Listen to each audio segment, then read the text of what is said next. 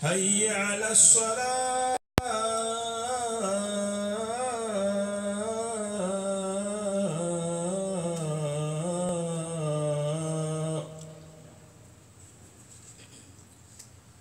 هيا على الفلاح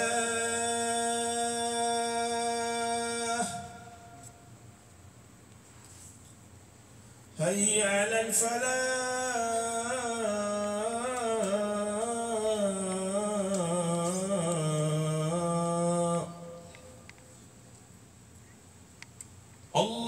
الله أكبر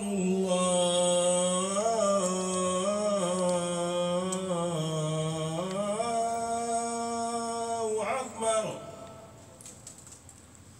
لا إله إلا الله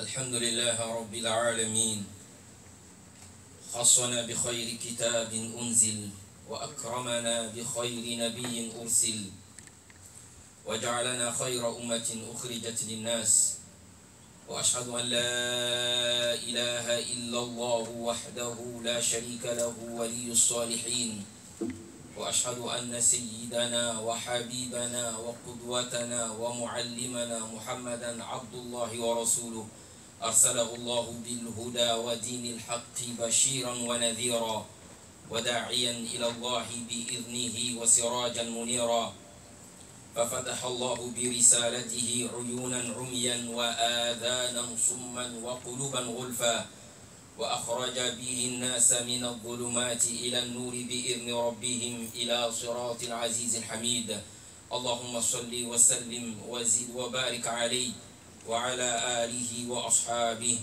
والتابعين لهم بإحسان إلى يوم الدين وسلم تسليما كثيرا مباركا أما بعد فاتقوا الله تعالى عباد الله حق تقواه واشكروه على ما أسبغ عليكم من نعمه ولا شك أن أعظم تلكم النعم التي اختصها الله تعالى بكم هي نعمة الإسلام والهداية فمن يريد الله أن يهديه يشرح صدره للإسلام ومن يريد أن يضله يجعل صدره ضيقا حرجا كأنما يصعد في السماء ويقول تعالى أفمن شرح الله صدره للإسلام فهو على نور من ربه فويل للقاسية قلوبهم من ذكر الله أولئك في ضلال مبين فهو الدين المعتبر عند الله من تمسك به نجا ومن سلك طريقه اهتدى ومن عمل به وصل إلى الدرجات العلى ولن يقبل الله من أحد دينا غير الإسلام إن الدين عند الله الإسلام ومن يبتغي غير الإسلام دينا فلن يقبل منه وهو في الآخرة من الخاسرين ولأهمية هذه النعمة العظيمة فإن المسلم يناجي ربه ويسأله الثبات على هذا الدين الحنيف في اليوم 17 مرة على الأقل يوميا فيقول اهدنا الصراط المستقيم صراط الذين أنعمت عليهم غير المغضوب عليهم ولا الضالين آمين. Alhamdulillah, toutes les louanges appartiennent à Allah. Il nous a distingués par le meilleur livre révélé et nous a honorés par le meilleur messager envoyé et a fait de notre communauté la meilleure de toutes les nations surgies pour le bien-être de l'humanité.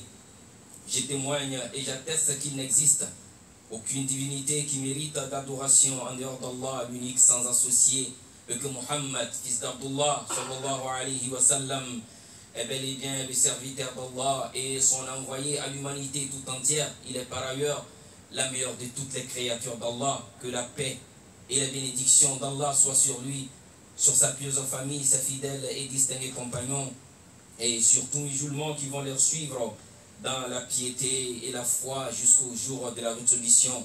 Face à Allah subhanahu wa ta'ala, que vous et moi soyons parmi ses heureux serviteurs. Allahumma amin. Ibadallah, serviteurs d'Allah, je vous exhorte, en commençant par ma personne en première, à être persévérant dans la crainte d'Allah subhanahu wa ta'ala et à lui manifester notre reconnaissance pour ses multiples bienfaits et grâces qu'il ne cesse de nous accorder. En effet, la plus grande grâce qu'Allah subhanahu wa ta'ala nous a octroyée est la grâce de la guider et d'être musulman. Allah nous dit à ce sujet dans le verset 125 de la sourate Al-An'am, فَمَنْ يُرِدِ اللَّهُ أَنْ يَهْدِيَهُ يَشْرَحْ صَدْرَهُ لِلْإِسْلَامِ.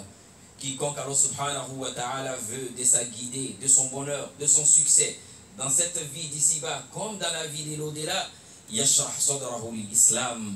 Allah ouvre le cœur de ce dernier vers la voie de l'islam. Il nous dit dans un autre verset, en faisant la comparaison entre un cœur qui a la guidée et un cœur où la guidée est absente.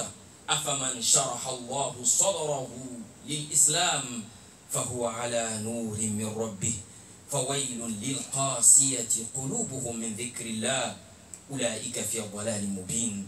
Allah dit, peut-on comparer un cœur qu'Allah subhanahu wa ta'ala a ouvrir, un cœur qui détient la lumière, qui détient la guidée, un cœur qui marche avec la lumière d'Allah subhanahu wa ta'ala, qui regarde avec la lumière d'Allah subhanahu wa ta'ala.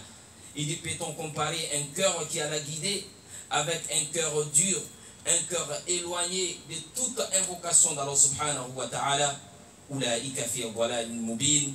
Allah dit, le deuxième cœur, ceux-là sont dans un égarement évident, qu'Allah subhanahu wa ta'ala nous en éloigne. Allahumma amin. Assalamu alaikum wa rahmatullahi wa barakatuh, brothers and sisters. All thanks and praise is due to Allah subhanahu wa ta'ala. We seek His help and His forgiveness.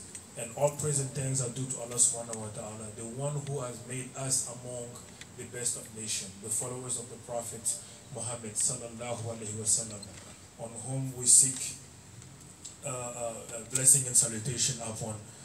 And to him we bear witness that there is no deity worthy of worship besides Allah subhanahu wa ta'ala, and we bear witness that the Prophet Muhammad sallallahu alaihi wasallam is his servant and his final messenger.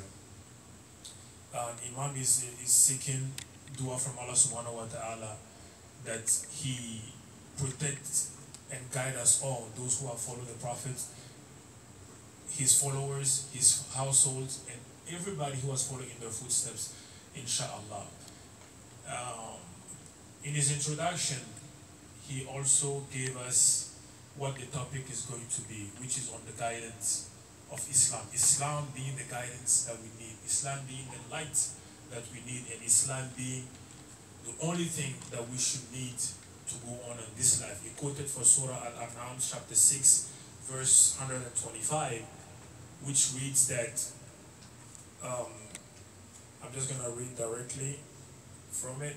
It says that whoever Allah wills to guide, He opens their hearts to Islam. Imam said that when Allah wants goodness from somebody, He directs him, He guides them towards Islam. But whoever He wills to lead astray, He makes their chest tight and constricted as they were climbing up into the sky. This is how Allah dooms those who disbelieve. And in contrast to that, Allah in another verse trying to compare now the one who is guided and the one who's misguided. And he reads in chapter 39 verse 22, can the misguided be like those whose hearts Allah has opened to Islam, so they are enlightened by the Lord? Those who are guided clearly are walking in the light of Allah subhanahu wa ta'ala, and there is no way they can be like those who are in darkness. So woe to those whose hearts are hardened at the remembrance of Allah. It is they who have clearly astray.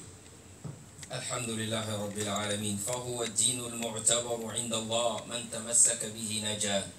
Celui-là qui va emprunter la voie tracée par l'islam, c'est celui-là qui sera guidé.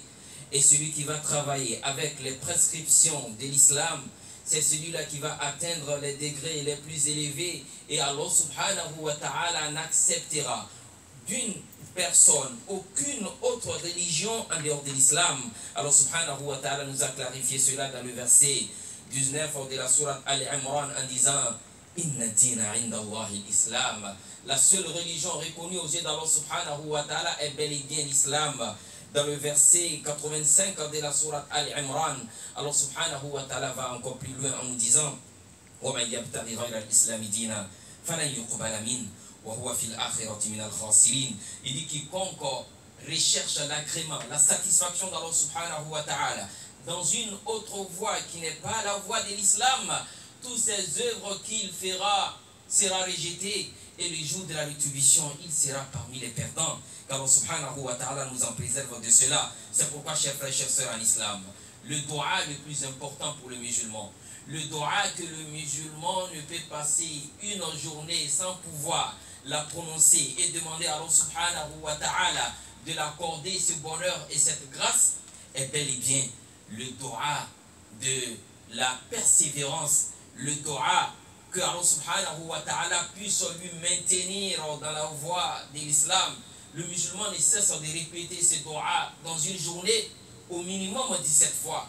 Le musulman, il dit dans ses prières 2 fois pendant la prière de Fajr et 8 fois pendant, n'est-ce pas, la journée et 7 fois pendant la nuit qui font 17 fois. Le musulman ne cesse de répéter ce même doua en disant Ihdina as-sirata al-mustaqim. Allah, accorde-nous la persévérance. Allah, accorde-nous l'affermissement dans la religion de l'islam jusqu'à nos derniers souffles. Ibn Taymiyyah rahimahullah ta'ala va nous dire dans l'une de ses paroles, il dit en effet, l'être humain n'a demandé aucun doua qui est plus important que de demander à Allah subhanahu wa ta'ala l'affermissement sur la voie de l'islam. Il dit car en effet, on peut demander autre chose à Allah subhanahu wa ta'ala, mais la chose la plus importante, c'est la guider.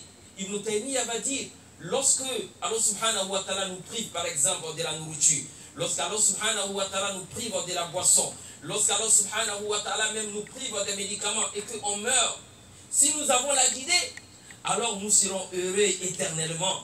Mais si Allah subhanahu wa ta'ala nous donne la nourriture, Allah subhanahu wa ta'ala nous donne la boisson, Allah subhanahu wa ta'ala nous donne les remèdes, les médicaments, les soins, et qu'Allah subhanahu wa ta'ala nous a privés de la guidée, et que nous mourrons sans la guidée, nous mourrons sans l'islam, alors c'est le malheur éternel comme Allah nous dit dans le Coran. Inna alladhina kafaru wa matu wa hum kuffarun ulaika alayhim la'natullahi wal malaikati wan nasi ajma'in khalidina fiha la yukhaffafu anhum al'adhab wa la hum yunzarun. Qu'Allah subhanahu wa ta'ala nous en préserve de cela. Fastaghfiruhu innahu huwal ghafurur rahim.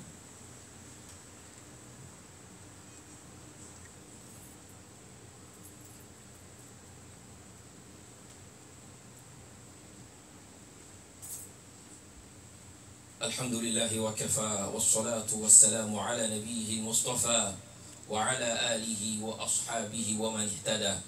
إنه دين الأخوة والتعاون والترابط بالامتياز، وقد ربط الله تعالى علاقة المسلم بالمسلمين برابط الأخوة الذي هو أوثق وأغلى رابط بين البشر، فقال عز من قائل إنما المؤمنون إخوة.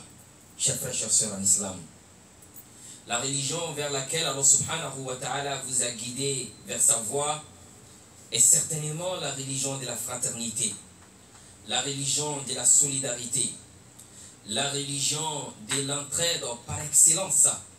En effet, Allah subhanahu wa ta'ala a établi le lien le plus cher, le lien le plus solide entre les musulmans, à savoir le lien de la fraternité.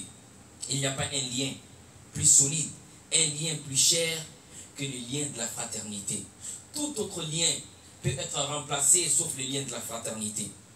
Dans la dynastie Umayyite, il y avait un tyran reconnu par son sang-froid, reconnu par sa rigueur et son nom, pardon, à ses détracteurs et ses opposants. Il s'appelait Hajjaj ibn Yusuf al-Thaqafi.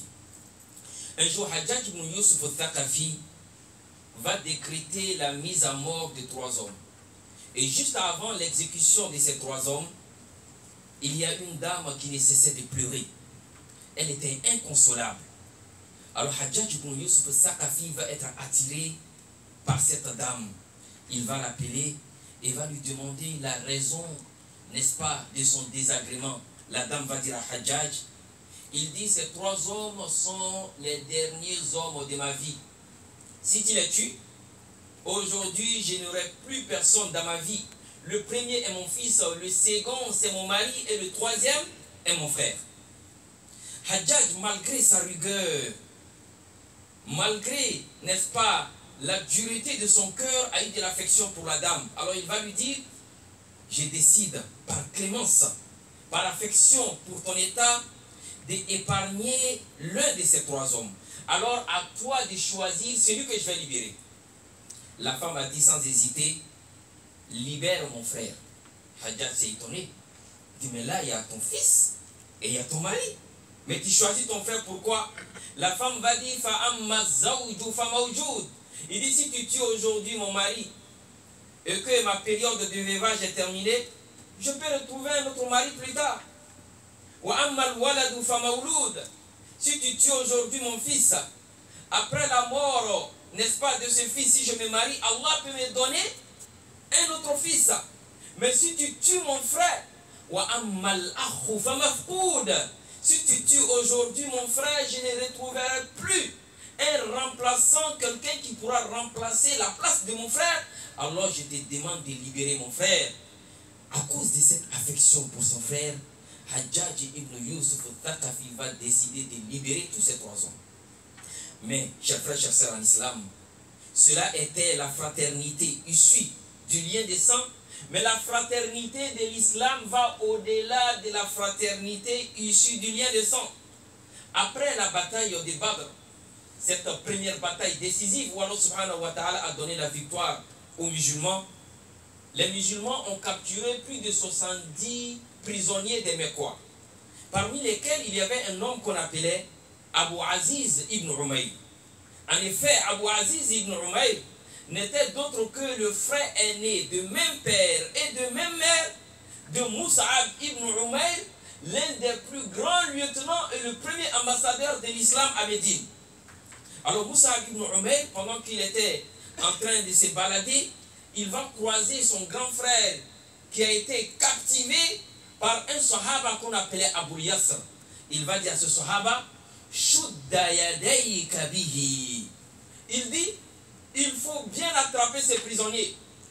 Il faut bien le coincer, car sa mère a beaucoup d'argent et elle est prête à payer le prix nécessaire pour libérer son fils. Lorsque Mus'ab ibn Umayr a dit cette parole-là, ça a étonné son frère. Son frère n'arrivait pas à comprendre. Là, c'est mon frère. Normalement, lui, il a dit l'autre camp, mais nous sommes, n'est-ce pas, du même sang. Il devait me soutenir, il devait intervenir pour moi. Mais lui-même, il m'enfonce encore dans le trou. Il dit, il dit, Mus'ab, c'est ainsi que tu conseilles à mon sujet. Mus'ab va dire à son frère, Innahu akhi dunak. Allahu Akbar. Il dit, mon frère Abu Aziz, sache que celui-là, il a la ilaha illallah Muhammadur Rasulullah, et le frère pour moi n'est d'autre que cet homme. Car subhanahu wa ta'ala nous donne la bonne compréhension. So dear brothers and sisters, in the second part of the khutbah, the Imam would like us to understand the bonds that are created with this beautiful religion of ours. As we get guided, naturally we build this bond of brotherhood. And he says that there is nothing more important than the link of brotherhood. Nothing else. There's no relationship more better than the relationship, the link of brotherhood. Everything else can be replaced, but the bond of brotherhood cannot be. And this is what Islam gives us. He gave the example of in the time of the Umayyad Caliphate, there was a man called Hajjaj ibn Yusuf al-Zakabi. He was known to be a tough leader. and he were to put 3 men to death. And a lady came up to him and begged him to please spare these 3 because there is no other man in her life anymore. If you take these 3 men away from me, it wouldn't be nothing left for me. Though he was a tough guy and he wanted to, stay by his ways, he was like, he felt pity for her. He understands that she needs somebody. He understands her cries, and he said, okay, you pick one and we will eliminate the other 2. Without hesitation, she said, free my brother. So Hajjaj was surprised. He was like, your brother? But your son is there. She said, yes. For my husband. If you take his life away, after I sit the required period of time of the widow, I can get remarried again by the sake of Allah subhanahu wa ta'ala. For my son, at this point in time, by the will of Allah subhanahu wa ta'ala, I can give birth to more kids. But this brother of mine, if you take him away, I have no means and no way to replace him. In this, Hajjaj freed all 3 men because she made his heart shake about this explanation of brotherhood, of this link that she was talking about. And in contrast to that, not in contrast, but to give us another understanding, another way to look at this, it was the story of, after the Battle of Badr, there was a man who was captured by one of the Sahaba, and this was the brother of Mus'ab ibn Umayr, the Mus'ab that we all know. He was among the first leaders of this ummah, of this young Muslim state, and his brother Abu Aziz ibn Umayr was captured. So naturally, you would think that he will go to the person who got him captive and beg for him to be released. He said to the Muslim brother that make sure you hold him tight. Don't let him get away from you because his mom has a lot of fortune and she will pay any ransom to free him. So his brother was shocked. Like, he would think that in this moment, he's already captured. There's nothing for him to do at this point. He would at least feel sorry for him and he will take his side. In this, Mus'ab, may Allah be pleased with him, said the following. The Imam did not translate it in French just yet. والأخوة الإسلامية أيها الإخوة المسلمون ليست مجرد شعار، بل هي مبنية على أسس ثابتة رصينة تتجلى في أمرين 2. أولا الحب والتعاون، ثانيا الإيثار. Chers frères et sœurs en islam, la fraternité islamique n'est pas un vain mot, ce n'est pas un simple slogan, mais la fraternité musulmane sévit dans le quotidien du musulman, et cela apparaît en 2 grandes choses. La première de ces choses, l'amour et l'entraide. Comme nous le dit le prophète sallallahu alayhi wa sallam, la yu'minu ahadukum hatta yuhibba li akhihi ma yuhibbu li nafsi. Il dit, vous ne serez jamais des véritables croyants tant que vous n'avez pas aimé pour votre frère musulman ce que vous aimez pour vous-même. Le prophète sallallahu alayhi wa sallam va nous parler de l'utilité d'aider et d'aimer son frère musulman. Dans un hadith, dans le Sahih al-Targhib ou al-Tarhib de Cheikh al-Islam al-Albani, le prophète sallallahu alayhi wa sallam va nous dire أحب الناس إلى الله أنفعهم للناس وأحب الأعمال إلى الله سرور تدخله على مسلم تكشف عنه كربا أو تقضي عنه دينا أو تطرد عنه جوعا ولئن أمشي مع أخ في حاجته أحب إلي من أن أعتكف في مسجدي هذا شهرا. الله أكبر. Le prophète sallallahu alayhi wa sallam va dire, il dit les œuvres qu'Allah subhanahu wa ta'ala aime le plus, c'est lorsque nous sommes utiles pour les autres. Et l'œuvre qui a plus de récompenses aux yeux d'Allah subhanahu wa ta'ala est la joie que le musulman fait rentrer dans le cœur de son frère musulman. Lorsqu'il soulage des mal, lorsque le musulman paye les dettes de son frère musulman, ou bien lorsque le musulman éloigne, n'est-ce pas, la famine de son frère musulman, et le messager d'Allah sallallahu alayhi wa sallam va terminer avec une parole très capitale en disant Wala in amshia. Il dit je préfère marcher avec mon frère pour aller résoudre son problème pendant 5 minutes ou 10 minutes. Le messager d'Allah sallallahu alayhi wa sallam a dit je préfère cela que d'observer la retraite spirituelle, où ça? Dans ma mosquée, dans cette mosquée, la mosquée de Médine, où se trouve le Rawda, dans cette mosquée où une seule prière vaut mieux que 1000 prières, le messager d'Allah sallallahu alayhi wa sallam a dit vaut mieux pour moi d'assister mon frère musulman en état de détresse. Je préfère cela que d'observer la retraite spirituelle un mois dans la mosquée de Médine. Allahu Akbar. Et c'est ce que le compagnon du prophète Muhammad sallallahu alayhi wa sallam avait compris. Lorsque les Sahaba ont fait la hijra de la Mecque pour arriver à Médine, ils ont tout abandonné derrière eux. Et aussitôt ils sont arrivés à Médine, le messager d'Allah sallallahu alayhi wa sallam les a liés. Le messager d'Allah sallallahu alayhi wa sallam a établi la fraternité entre eux. Et parmi ces personnes, quand le prophète sallallahu alayhi wa sallam avait fraternisé entre eux, il y avait l'un des premiers musulmans qu'on appelle Abdurrahman ibn Auf. Beaucoup d'hommes ont déjà entendu parler de lui. C'est un homme, lorsqu'on te dit qui était Abdurrahman ibn Auf, lorsqu'on demande à un musulman, il va dire ah non, ça c'était un sahaba qui était riche. Mais ce sahaba, en effet, les jours il venait à Médine, il n'avait même pas un dirham avec lui. Et le prophète sallallahu alayhi wa sallam va lui fraterniser avec un autre sahaba qu'on appelait Saad ibn Rabi'. En ce moment, Saad ibn Rabi' était l'homme le plus riche de Médine. Saad ibn Rabi' va recevoir son frère Abdurrahman ibn Auf et va lui dire considère-toi désormais comme l'une des personnes riches de Médine. Parce qu'en effet, moi Saad, je suis le plus riche de Médine.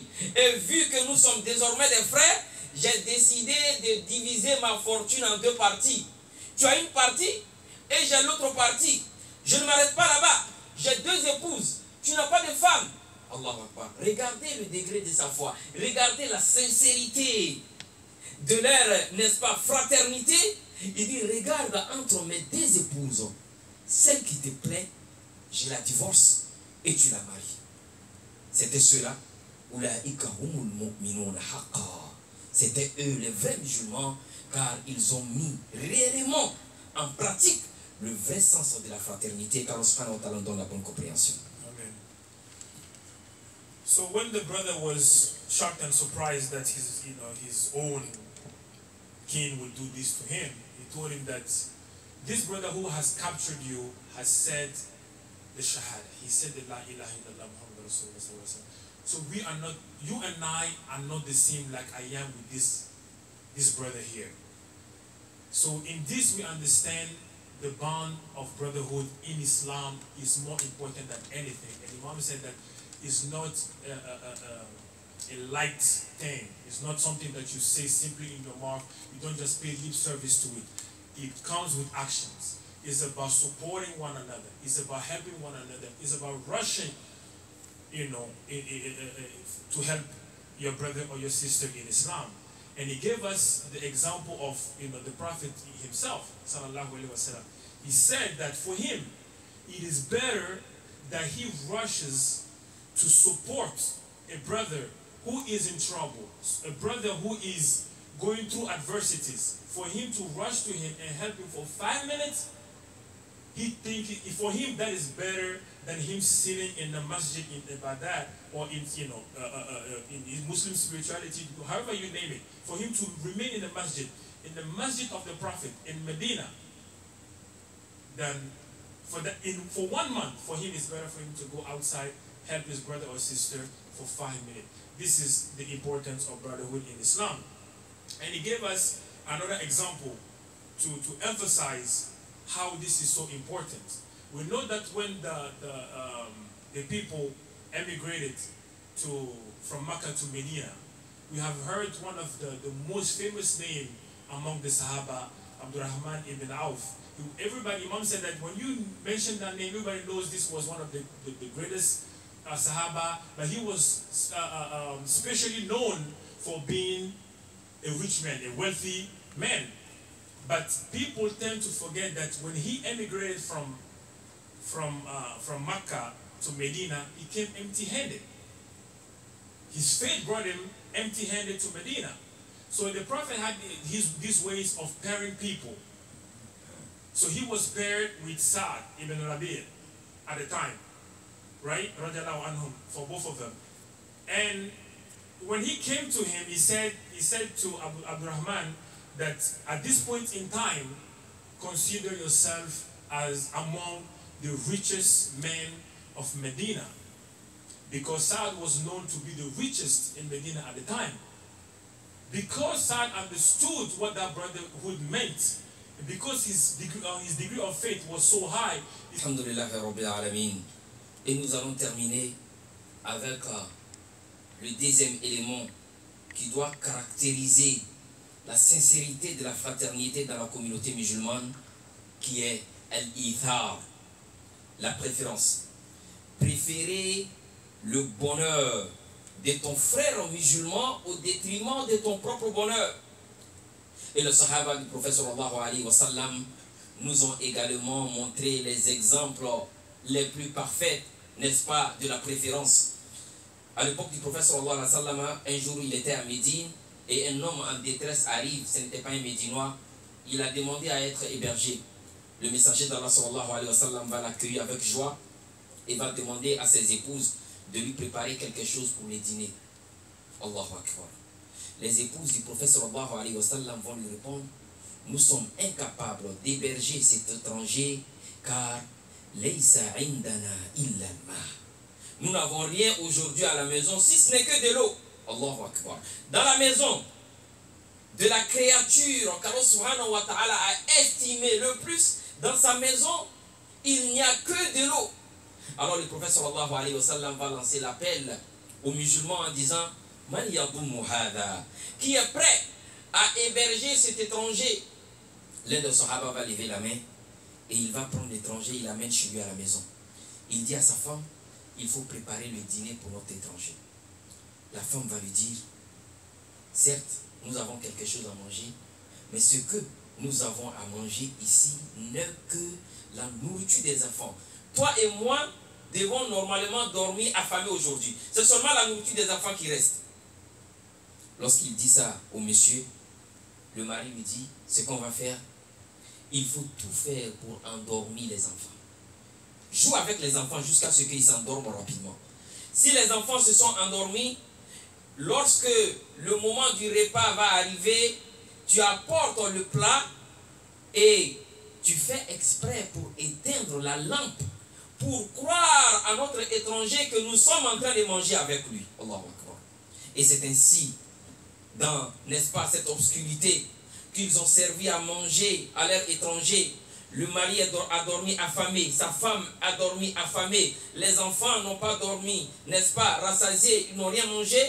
Le matin, lorsque le monsieur il arrive chez le prophète sallallahu alayhi wa sallam, le messager d'Allah sallallahu alayhi wa sallam va se lever et l'accueillir avec, n'est-ce pas, tous les honneurs qu'il mérite et va lui dire: il dit: en réalité, Allah a été satisfait de ce que tu as fait, toi et ton épouse, hier soir, et grâce à toi, Allah subhanahu wa ta'ala a révélé un verset dans le Coran en disant: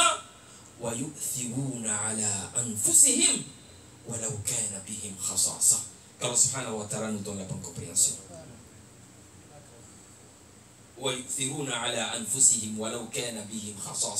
Ceux-là même qui préfèrent donner à autrui, même si eux-mêmes ils sont dans le besoin.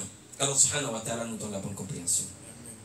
So brothers and sisters, Imam said that the Prophet has taught us your action, and this verse is only about letting us know that the one who prefers or the one who wish better for his brother more than himself, this is the mark of the good Muslim, the good brotherlyhood in Islam.